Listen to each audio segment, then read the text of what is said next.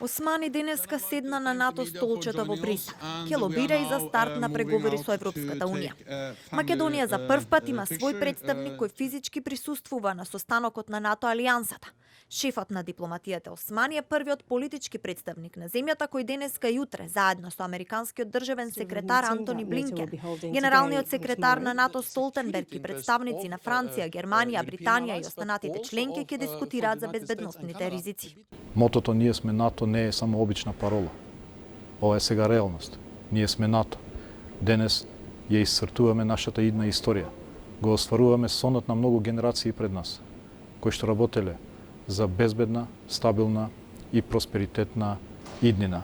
Утре ќе им се придружат и партнерските нации Финска и Шведска, како и високиот представник на ЕУ Жозеп Борел во дискусијата за Русија.